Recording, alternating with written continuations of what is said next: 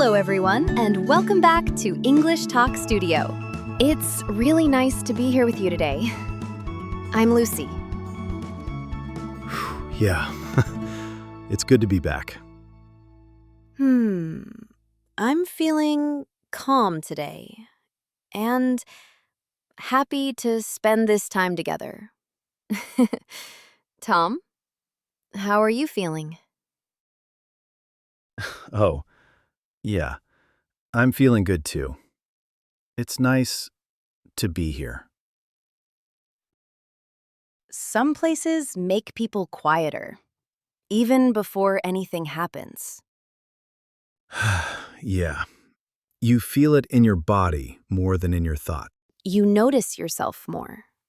Your hands, your breath. And you realize speaking might feel harder there. Before we start, we have a small favor. Oh, if you can, please like the episode and subscribe to the channel. And if you know someone who's learning English, you can share this with them. Thank you for being here with us. Today, we're talking about going to a doctor and feeling shy when you need to speak. It's a very real moment. Many people feel this. You may know some English, but the words don't come easily there. And that's okay. We'll keep it simple and calm. When I feel shy, I don't try to explain everything. I start with one small line. Something very simple, like saying why I'm there. That first line matters. Oh, it doesn't need details. It just opens the moment and lets the other person know you want help. I remind myself it's okay to use easy English. Short sentences, clear words, nothing extra, just enough to be understood. Easy English works well here. Doctors listen for meaning, not perfect grammar, so simple words are already doing their job. Starting this way feels safer. One small sentence is often enough to begin the conversation without feeling lost. If I feel nervous, I say it simply. I don't hide it. I might say I feel a little nervous today, and that already makes it easier to continue. That honesty helps. Oh, when you name the feeling, the pressure drops. The moment becomes human, and the conversation slows down in a good way. I don't explain why I'm nervous. I stop there. One short sentence. No story, no details, just enough truth to move forward. Stopping early is okay.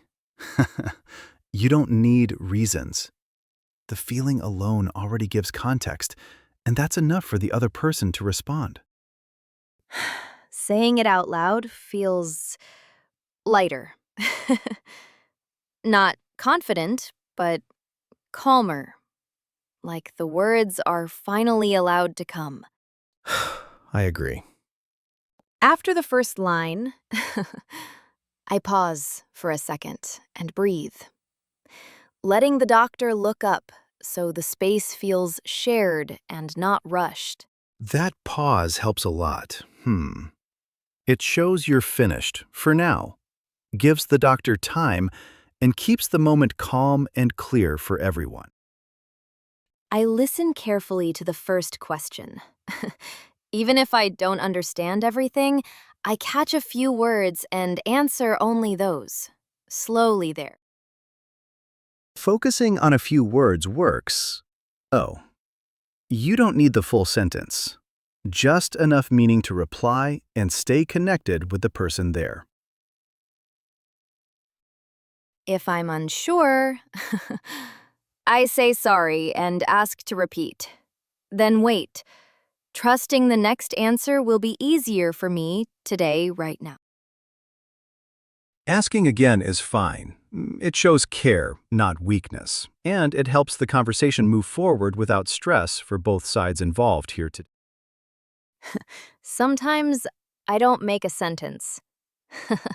I just say one word, like pain or headache. That word already explains why I'm. Those words are powerful. Pain, headache. Doctors hear them every day, so they understand without needing more.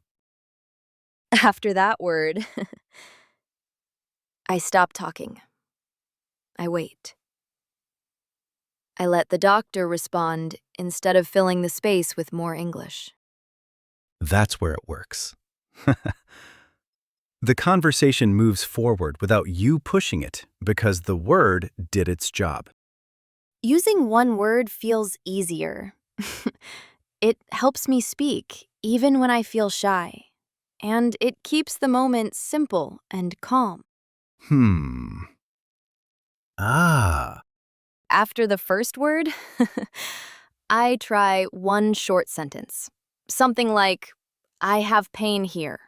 And I point so the meaning is clear. That combination helps. Oh, a simple sentence plus a gesture makes understanding easier, even when your English is very basic. I don't add details yet. I stop after the sentence. I wait and let the doctor ask the next question instead of guessing. Waiting works well. Doctors guide the talk. You don't need to lead it. You just answer one step at a time. Speaking this way feels manageable. One word, one short sentence, and then listening without feeling rushed or lost. I agree. When the doctor asks a question, I choose only one part to answer. I don't try everything. I pick what I understand and respond to that. Oh, that choice helps a lot. You don't need the whole question. Answering one clear part keeps the conversation moving without confusion. I keep my answer short. Yes or no, or a small phrase. I don't build long sentences until I feel more comfortable. Hmm. Short answers are normal here. Doctors ask many questions. They expect simple replies and guide you step by step. Answering this way feels safer. Oh. I stay inside the conversation without pressure, using only the English I already have. Hmm. Sometimes I say the wrong word. I notice it, pause for a second, and then say it again in a simpler way. That happens a lot. Doctors don't mind small mistakes. They usually understand what you mean from the second try. I don't apologize too much.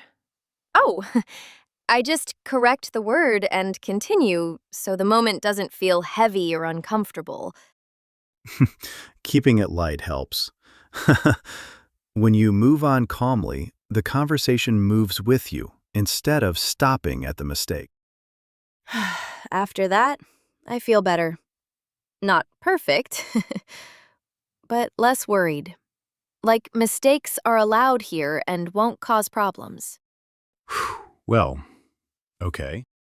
After a few answers, I let the doctor guide the talk. I stop planning sentences and just respond when a question comes. That makes things easier.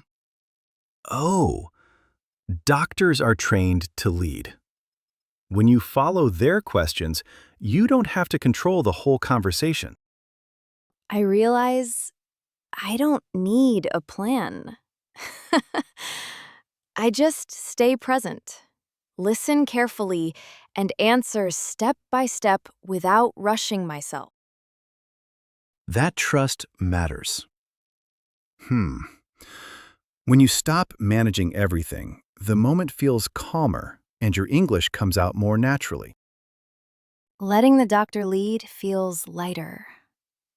Oh, I'm still shy, but I'm not lost anymore. And that feels good for now. I agree. Sometimes the doctor asks something unexpected. Oh, I feel it in my chest first. The question sounds simple, but my answer feels slow inside my head. That pause is very common. It's the moment where understanding is there, but the words are still forming quietly. Instead of panicking, I stay inside that pause.